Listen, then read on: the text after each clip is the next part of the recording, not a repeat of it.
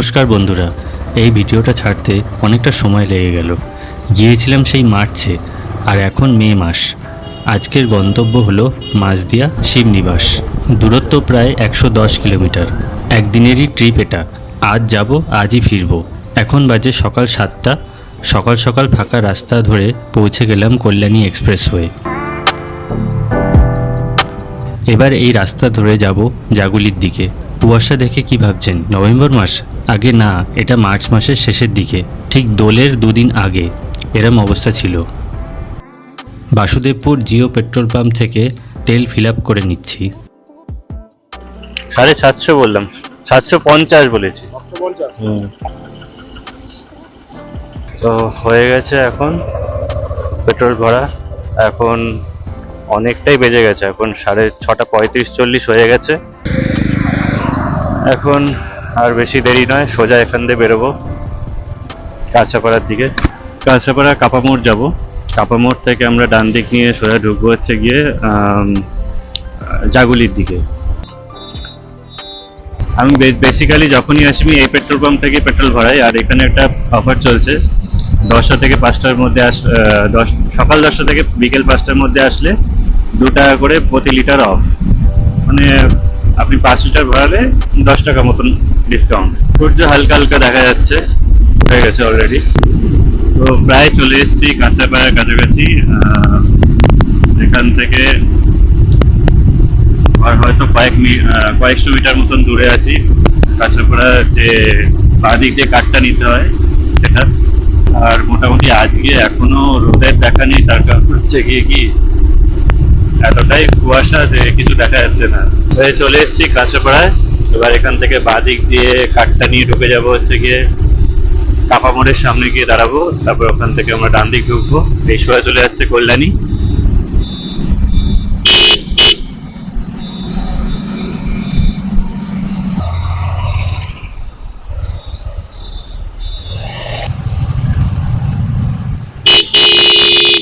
এবার হচ্ছে এখান থেকে সিঙ্গেল লেন রাস্তা পুরো জাগুলি অবধি। তার মাঝখানে একটুখানি 4 লেন পড়বে, তাও বেশ কিছুটা যাওয়ার পর। আর বাম্পার স্টার্ট। এক সময় আমি লাস্ট মনে আছে 2019-এ একবার যখন প্রথম পেলিংয়ে যাচ্ছিলাম, মানে সিকিমের যে পেলিং আছে সেইখানে। তো সেইখানে যাওয়ার সময় এই রাস্তা পুরো ঝুড়ো বালির মতন রাস্তা ছিল, খুবই যাকে বলে খারাপ অবস্থা সেই রাস্তার। আর প্রচুর গাছ ছিল, দু সাইডে প্রচুর গাছ ছিল, তবে রাস্তার অবস্থা খুব খারাপ ছিল।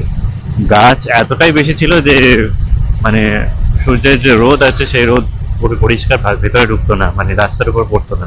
এই প্রায় চলে এসেছি জাগুলি মোড়ের দিকে। আর এই হচ্ছে ফ্লাইওভার, যেটা হচ্ছে গিয়ে সোজা কানেক্ট করেছে। মানে এটা হচ্ছে গিয়ে বাইপাস ফ্লাইওভার অ্যাকচুয়ালি। এই রাস্তাটাকে অ্যাভয়েড করে সোজাই কল্যাণী এক্সপ্রেস হতে গিয়ে মিশেছে সোজা গিয়ে। সূর্যটা পুরো মনে হচ্ছে পুরো ওই লাল গোলা যেরকম মনে হয় সেরকম। 7টা বাজে সবে। বাড়ি থেকে বেরিয়ে এখন অবধি 7টা বাজে। বেরিয়েছিলাম 6:15 নাগাদ, এখন 7টা বাজে, 45 মিনিট লেগে গেল। এখনো জাগুলি পুরোপুরি পৌঁছায়নি। চলো আরেকটু এগিয়ে গিয়ে দেখা হচ্ছে। পৌঁছে গেছি জাগুলি। এবার এখান থেকে বাঁদিক নেব, সোজা কৃষ্ণনগরের দিকে যাব। জাগুলি এত ফাঁকা দেখাটাও সৌভাগ্যের ব্যাপার। যা ভিড় হয় দিনের বেলায়, মানে 10টা-11টার সময় অফিস টাইমে। এবার এখানে সাইডে একটু দাঁড়াতে হবে, দাঁড়িয়ে মোবাইল হোল্ডারে একটু লাগাতে হবে, কেননা এরপর থেকে আমি রাস্তা খুব একটা চিনি না। এটা হচ্ছে 87 বাস ডিপো বলতে পারা যায়। এটা আগে ছিল না, এখন নতুন দেখছি হয়েছে। এখান থেকে দেখাচ্ছে 84 কিলোমিটার মতন ডিস্টেন্স বাকি আমাদের পৌঁছাতে। আর এই রাস্তায় উঠে যাওয়া মানে হচ্ছে গিয়ে মনে হয় যেন শিলিগুড়ি ডাকছে, মানে নর্থ বেঙ্গল আমাদের ডাকছে। স্বাভাবিক ব্যাপার। চলো এগিয়ে যাওয়া যাক। এখন পার করলাম বিরোহী বলে একটা জায়গা আছে জাগুলি পরেই, সেই জায়গাটা পার করলাম। আর এখন অনেকটাই পথ কেটে গেছে, এখন বাজে 7:15। যেখান থেকে এখন মোটামুটি 79 কিলোমিটার মতন বাকি পৌঁছাতে আমাদের। প্রথমবার যাচ্ছি আমি। চলো যাওয়া যাক। এগিয়ে গিয়ে পৌঁছে গেছি চাকদায়। এখন বাজে হচ্ছে 7:20। সেখান থেকে এখনো 73 কিলোমিটার মতন বাকি। আর আশা করছি মোটামুটি আরো 1 ঘন্টায় কৃষ্ণনগর তো ঢুকে যাবই, গ্যারান্টি। রানাঘাট এখান থেকে 11 কিলোমিটার দেখে নিয়েছি। রানাঘাট একদম 11 কিলোমিটার তো মোটামুটি হচ্ছে 15 মিনিটে ঢুকে যাবো।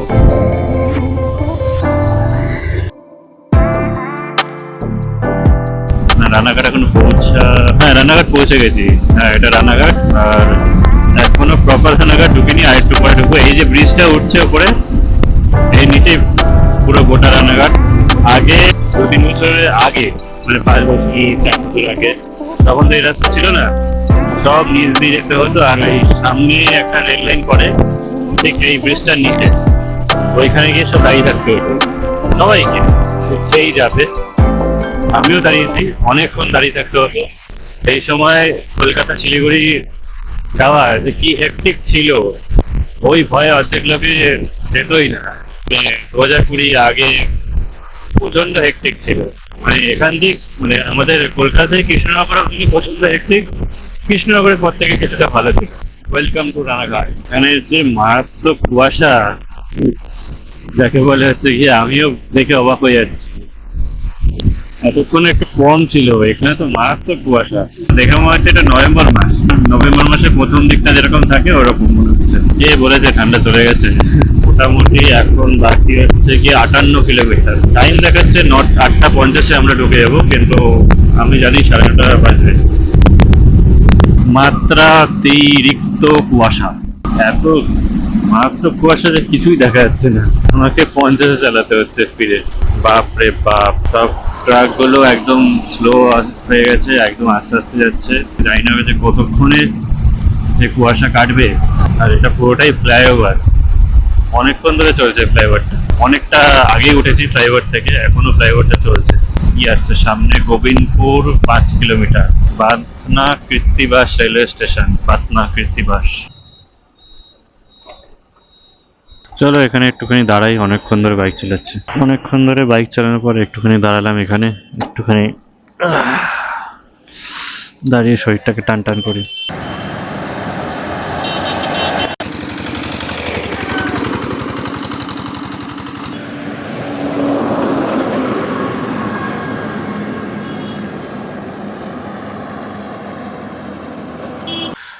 চলো এগোনো যাক। একটু বেশ কিছুক্ষণ রেস্ট নিয়ে নিলাম এখানে। আর এখন অনেকটা কুয়াশাও কেটেও গেছে, এবার আশা করি আর প্রবলেম হবে না, ভালো মতন চালানো যাবে।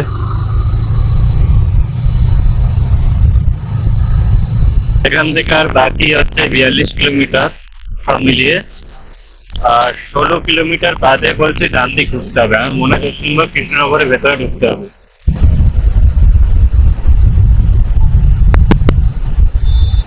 পৌঁছে গেছে কৃষ্ণনগর, এখন বাজে হচ্ছে 8টা 15। বাসটা, সামনের বাসটা কি বাজে চালাচ্ছে। যাই হোক, এখন এখান থেকে বলছে 4.5 কিলোমিটার পর ডান দিক নিতে হবে। আর এখন পুরো বাকি হচ্ছে 30 কিলোমিটার মতন, পুরোপুরি বাকি। বহরমপুর, কৃষ্ণনগর, ডান দিকে বাতকুল্লা। অনেকক্ষণ বাদে একটু রোদ উঠেছে, হালকা হালকা ঠান্ডাটাও কমেছে।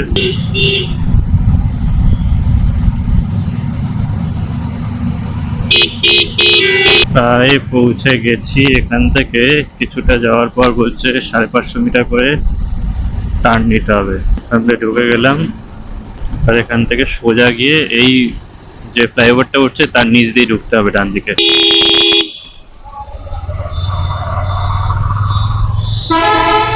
এই ডান দিক নিয়ে সোজা। এবার এখান থেকে সিঙ্গেল লেনের রাস্তা। আরে থ্যাংক ইউ বডি ম্যাসাজ। এখন আছি কৃষ্ণনগর শহরের মধ্যে দিয়ে যাচ্ছি, ভেতর দিয়ে বেশ কিছুটা যেতে হবে। যাওয়ার পরে ভালো রাস্তা, ওই মনে যত সম্ভব ওই মাঝ দিয়ে রাস্তাটা পড়বে। এই জায়গাটার নাম এখন আমি খুঁজে পাইনি কোথাও বোর্ডে লেখা, যত সম্ভব গভর্নমেন্ট কলেজ মোড়। জায়গাটার নাম গভর্নমেন্ট কলেজ মোড়, বা এই জায়গাটার নাম কি ঠিক জানি না, তবে একটা ক্লক টাওয়ার বসানো। এখান থেকে বলছে ডান দিক যেতে হবে। এখন আছি ওই মাঝদিয়া রাস্তাটাতেই, কৃষ্ণনগর থেকে মাঝদিয়া রাস্তায়। এই দিকটায় তো ভালো ভিড় দেখছি রাস্তায়, মানে ভালোভাবে চালানো যাচ্ছে না, ভালো ক্রাউডেড রাস্তা। এবার জানি না কতক্ষণ থাকবে এরকম।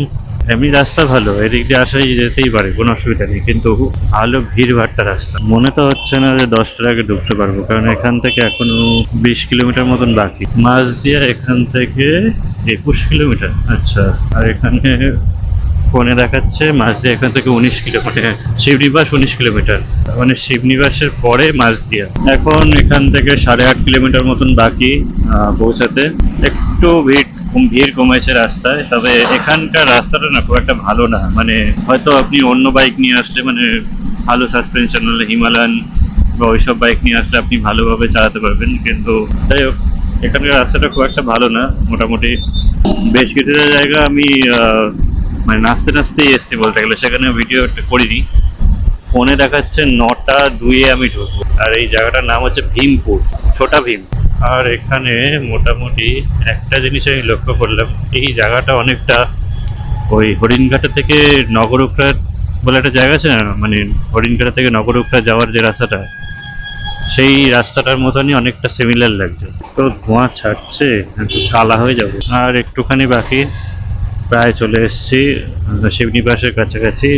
কিছুটা মানে গিয়ে বলছে, মানে 1 কিলোমিটার মতন আরো গিয়ে ডান দিকে একটা রাস্তা আছে, ওটা ধরতে হবে বলছে।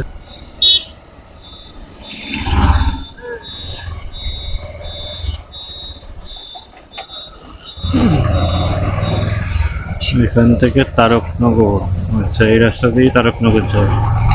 আচ্ছা, এটা হচ্ছে শিবনিবাসে ঢোকার আগে একটা ব্রিজ পতন পড়ে, মানে এই রাস্তা দিয়ে আসার সময়। এটা হচ্ছে সেই ব্রিজ। এই ব্রিজটা নতুন ব্রিজ, মানে এই ব্রিজটার নাম হচ্ছে নতুন ব্রিজ, যেটুকু জানি আমি, বা ম্যাপে যা দেখাচ্ছে। আর ঠিক এই ব্রিজ বরাবর সোজা ওইদিকে তাকালে ওই যে শিবনিবাসের মন্দির, ওইদিকে। শিবনিবাস সেই জায়গাটা বেশ ভালোই ফাঁকা ফাঁকা, মানে অন্যান্য মন্দিরে যেটা সামনে যেরকম প্রচন্ড ভিড় থাকে, সেই জিনিসটা এই দিকটাতে আমি খুব একটা দেখিনি। চলেই এসেছি, পৌঁছে গেলাম শিবনিবাস। এখান থেকে এবার একটা রাস্তা ধরে বাঁ দিক ঢুকতে হবে। শিবনিবাস মন্দির, শিবনিবাস মন্দির সোজা। কি বললো গো মাঠের এখান থেকে? ওই কি বললো মাঠের? চলো সামনের দিকে যেতে বলছে। Shibnibas Shri Shri Mohanananda high school.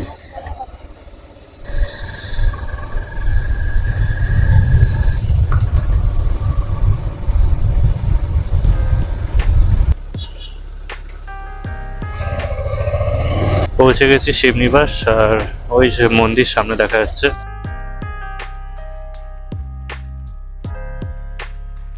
শিবনিবাস নদিয়া জেলার কৃষ্ণগঞ্জ মহকুমার একটা গ্রাম। কৃষ্ণচন্দ্র রায়ের তৈরি 3টে মন্দির আছে, 2টি শিবের, 1টি রামসীতার। শিব মন্দিরগুলোর একটা রাজরাজেশ্বর নামে পরিচিত। 1754 সালে তৈরি হয়েছিল। এখানে একটা সুন্দর হোটেলও রয়েছে, নাম Kailash lodge. AC non AC দুরকম রুমই আছে। এর মধ্যে 9 ফুট উঁচু শিবলিঙ্গ আছে। ভারতের স্বাধীনতার সময় এই শিবনিবাস পূর্ব পাকিস্তানের মধ্যে পড়েছিল, তাই এখানে 15ই আগস্টের বদলে 18ই আগস্ট স্বাধীনতা পালন করা হতো।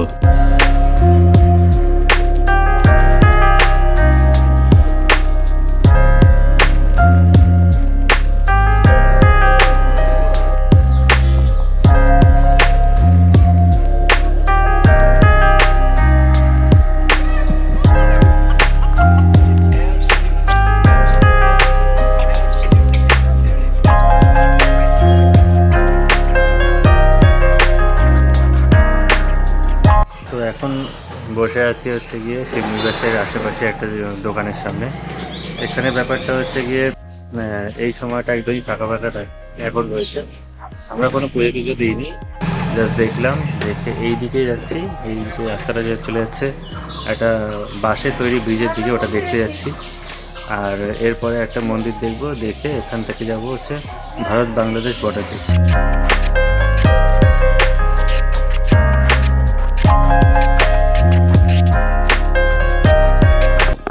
এই হচ্ছে সেই বাঁশের ব্রিজ, আর এটা হচ্ছে চূর্ণী নদী। এই চূর্ণী নদীর উপরে বাঁশের ব্রিজ, এই ব্রিজটা পার করতে টাকা লাগে যত সম্ভব, আমি ঠিক জানি না, 5 টাকা করে হয়তো লাগে। চলো গিয়ে দেখা যাক। আর এই একটা হচ্ছে গিয়ে এইটা, এটা দেখতে পাচ্ছেন সবুজ রঙের একটা কাপড় দিয়ে বাঁধা, এটা হচ্ছে চূর্ণী রিসর্ট।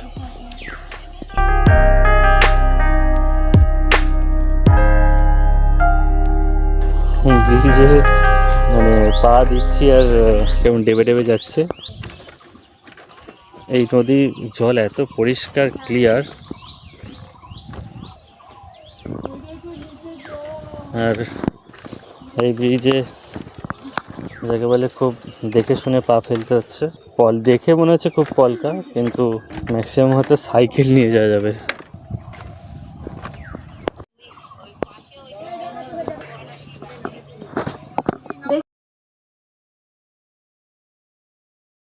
কিন্তু তখন এই ব্রিজটা ছিল না। হ্যাঁ, না, ওই ব্রিজটা- ওই ব্রিজ, নতুন ব্রিজটা ছিল হ্যাঁ? না।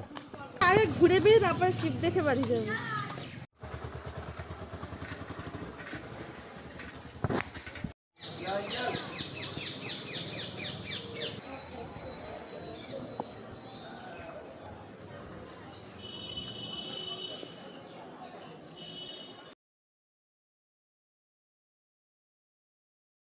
হচ্ছে গিয়ে শিবনিবাস, দর্শনীয় স্থান, শিবনিবাসের দর্শনীয় স্থানগুলো জায়গা।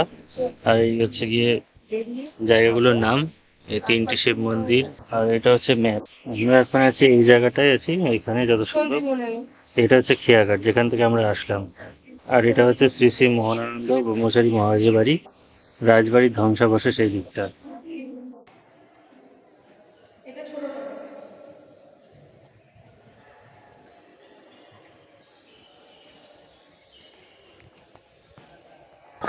এখানে কিছু গল্প শুনলাম, মানে আমার ওয়াইফই বলছিল যে এখানে ভীম একাদশীর সময় নাকি একটা মেলা হয় বেশ বড় সড়ো। এখানে অনেক দূর দূরান্ত থেকে লোকজন আসে, এবার থাকার জায়গা তো সেরকম নেই, তাই এখানে একটা হোটেল আছে দেখলাম এটা, আর এদিকে একটা রিসর্ট মতন হয়েছে। আর ওই পারে মানে যে খেয়াঘাটটা ছিল, বাসের যে ব্রিজটা সেটা পার করে আরও 2-1টা হোটেল হয়তো আছে। এই জায়গাটা একটা জিনিস আমার খুব ভালো লাগলো, যে এখানে অত এখন এই সময়টা খুব একটা ভিড়ভাড়টা নেই, আর ছিমছাম জায়গা। মন্দিরে আসো, দর্শন করো, পুজো দাও, চলে যাও। অন্যান্য জায়গাতে যেরকম প্রচণ্ড রাশ থাকে, প্রচণ্ড পাণ্ডাদের একটা জ্বালাতন, এখানে কিন্তু সেরকম কিচ্ছু নেই। তো বেরিয়ে পড়লাম আবার অন্য এক গন্তব্যে। এবার এখান থেকে যাব হচ্ছে মাঝদিয়া বাজারের ওই দিকটা। মাঝদিয়া বাজার ছাড়িয়ে সোজা চলে যাব ভারত বাংলাদেশ বর্ডার দেখতে। এবার ওই বর্ডারটার অ্যাকচুয়াল কি নাম সেটা আমি ঠিক জানি না, ওখানে গিয়ে জানতে পারবো। এখন এখান থেকে দেখাচ্ছে প্রায় 9 কিলোমিটার। আর তার আগেই পড়বে হচ্ছে কি মাঝদিয়া বাজার, এখান থেকে বেশি দূর না মাঝদিয়াটা। চলো যাওয়া যাক।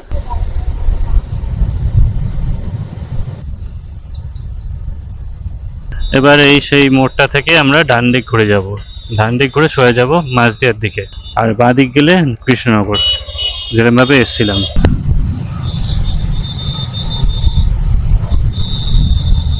ওটা হচ্ছে মাঝদিয়া স্টেশন।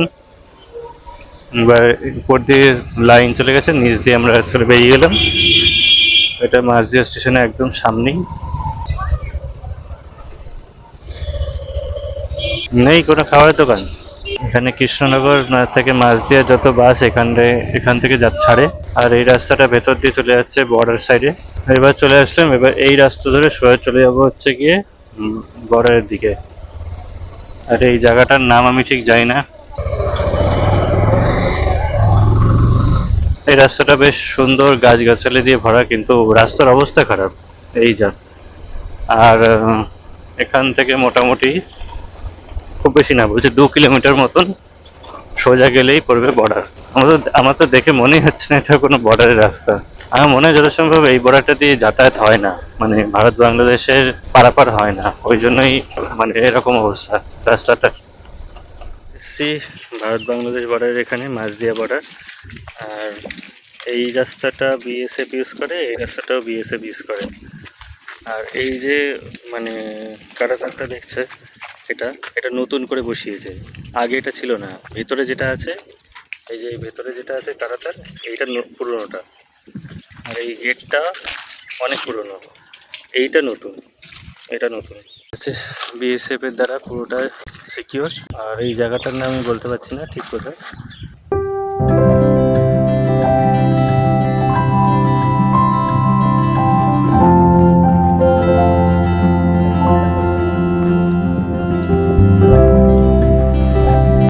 এখানে একটা অবাক করা একটা জিনিস দেখলাম, আজব জিনিস দেখছি, এটা আমি আগে কোনোদিন দেখিনি।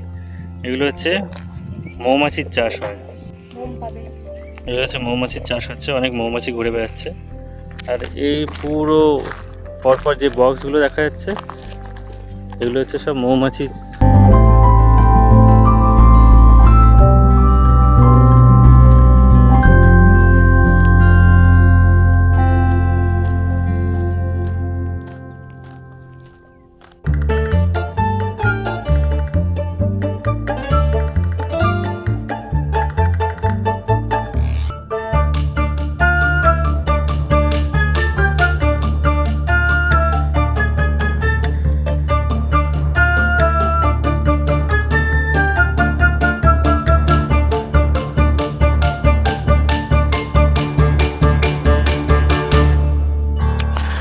তো আমরা বেরিয়ে যাচ্ছি মাঝদিয়া বর্ডার থেকে। অ্যাকচুয়ালি এটা ধর্মপুর বর্ডার। তো সেই বর্ডারটা হয়ে গেছে আমাদের দেখা ঘোরা শেষ। আমরা এখানে 40-45 মিনিট মতন টাইম কাটালাম। তো আমাদের হয়ে গেছে। এখান থেকে এখন যাব আমরা মাদারসাটে, কৃষ্ণনগর ফেমাস রেস্টুরেন্ট মাদারসাট, ওখানেই যাচ্ছি। এখান থেকে দেখাচ্ছে 33 কিলোমিটার মতন দূর। এখান থেকে দূরত্ব প্রায় 33 কিলোমিটার, আর যেতে সময় লাগবে দেখাচ্ছে 1 ঘন্টা। চলো যেতে যেতে কথা হচ্ছে।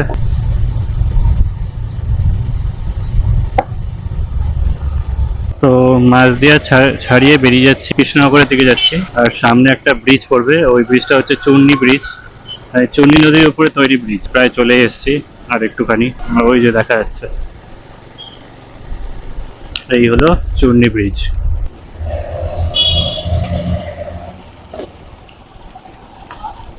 হচ্ছে চূর্ণী ব্রিজ। কত সুন্দর জলটা লাগছে, দারুণ সুন্দর, কি পরিষ্কার জল। তো এই জায়গাটা একটু ফাঁকা পেলাম বলেই ভিডিওটা অন করলাম, কারণ এত ভিড় ছিল মাঝদিয়া আর ওই তার আশেপাশে চত্বরটা, যে একটু একটু যেতে যেতেই বারবার আমাকে দাঁড়াতে হচ্ছিল। আর এই ডান দিকের সিনটা কি অসাধারণ, অপূর্ব সিনটা। এইদিকেও তাই। ফেব্রুয়ারি মাসটায় আসতে পারলে ভালো হতো, কারণ ফেব্রুয়ারি, জানুয়ারি বা ডিসেম্বর ওই সময়টা পুরো সর্ষে ক্ষেত্রে পুরো হলুদ হয়ে থাকে, দেখতে খুব সুন্দর থাকে। তো পৌঁছে গেছি কৃষ্ণনগর। এবার ভেতর দিয়ে গিয়ে আমাদেরকে NH-34 ধরতে হবে। এখান থেকে দেখাচ্ছে এখনো 6 কিলোমিটার মতন দূর মাদারসাট। আর একটুখানি এগিয়ে বাঁ দিকে ঢুকতে হবে, এই 100 মিটার মতন এগিয়ে গিয়ে আমাদেরকে বাঁ দিকে ঢুকতে হবে। আর হ্যাঁ, আমি একটা কথা বলছি, আমি এখানে 2 হুইলার মোড সেট করেছি এখন ফেরার সময়, কারণ 4 হুইলার মোড দিয়ে যখন এসেছিলাম তখন রাস্তাটা একটু কনজেস্টেড ছিল, ভালো ছিল বাট কনজেস্টেড ছিল। এই রাস্তাটা দেখি কেমন। আর এই রাস্তাটা 3 কিলোমিটার শর্টও দেখাচ্ছিল, যদিও সবসময় শর্ট রাস্তা যে ভালো হয় এরকম না, এটা আমরা যারা গুগল ম্যাপ ইউজ করেছি তারা মোটামুটি অনেকেই জানি। তাও একটা দেখা যাক, কারণ চলেই তো এসছে কৃষ্ণনগর, সেই জন্য হাতে মোটামুটি টাইমও আছে। এখন বাজে হচ্ছে 12:25। চলে এসছি আমরা কৃষ্ণনগর রাজবাড়ি সামনেটায়। এটা হচ্ছে কৃষ্ণনগর রাজবাড়ির গেট, আর এইটা হচ্ছে কৃষ্ণনগর রাজবাড়ি সামনেটা মেন গেট। এটা হচ্ছে কৃষ্ণনগর রাজবাড়ির মেন গেট যেটা, আর এটা হচ্ছে আর একটা গেট, এটা পরে তৈরি হচ্ছে এরকম। ও আচ্ছা, এই একটা গেট, এর থেকে ভেতরে আবার যাওয়া যায় ওই দিকে, ওই হচ্ছে মেন দরজা। হ্যাঁ, এই রাজবাড়িটা পুরো পাঁচিলটা সোজা চলে গেছে এদিকে। এই যে রাজবাড়ির ভেতরে গেট, এদিক দিয়ে যাচ্ছে। এই পৌঁছে গেছে কৃষ্ণনগর। এটা হচ্ছে পুরনো রাস্তা, যেটা আগে NH-34 হিসাবে ইউজ হতো। আর এই হচ্ছে রেল গেট। আমি রেল গেট পেরিয়ে এসেছিলাম, গতবার যখন আমি গেছিলাম, প্রথমবার যখন নর্থ বেঙ্গল সিকিম গেছিলাম, তখন এই রেল গেটটা আমাকে পার করতে হয়েছিল। আগে এই রাস্তা দিয়েই, এই যে কৃষ্ণনগর স্টেশন, আগে এই রাস্তা দিয়েই যেতে হতো, কলকাতা শিলিগুড়ি রাস্তা। এই হচ্ছে হাইওয়ে। আমি যদি 4 হুইলার মোড মারতাম তাহলে আমাকে এরপর দিয়ে আসতে হতো, এসে ওখান থেকে কার্ড দিয়ে ঢুকতে হতো। তো আমি টু হুইলার মোড করলাম, তো সার্ভিস রোডটা একবারে ঢুকে যেতে পেরেছি। আর এখান থেকে বলছে 850 মিটার দূরেই হচ্ছে গিয়ে মাদারসাট।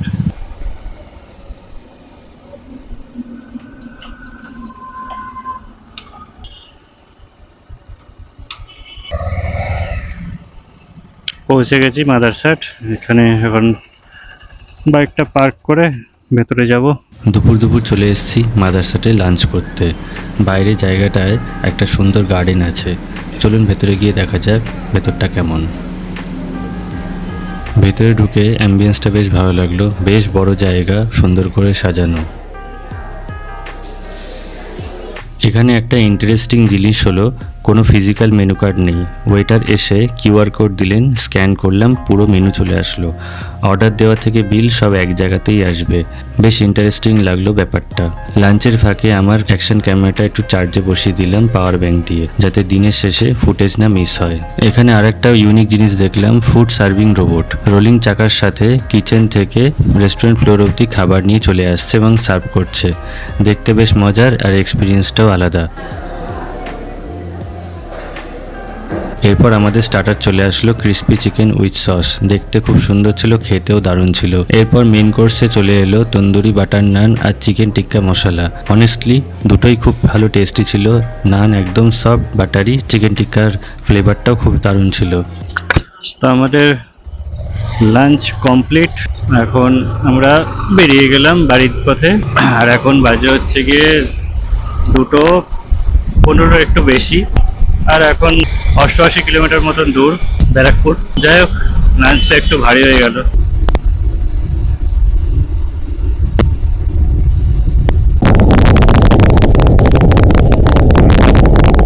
সোজা চলে গেলে, এদিক সোজা চলে গেলে কাঁচাপাড়া স্টেশন, ডান দিকে চলে গেলে কল্যাণী, আর বাঁ দিকে চলে গেলে আমাদের ব্যারাকপুর। তো আমি ভিডিওটা এখানেই শেষ করছি। আর সেরকম কিছু দেখানোর নেই, একই রাস্তা। তোমরা জানিও কমেন্ট করে কেমন লাগলো ভিডিওটা। লাইক সাবস্ক্রাইব অবশ্যই করো। দেখা হচ্ছে নেক্সট কোনো ভিডিওতে। টাটা।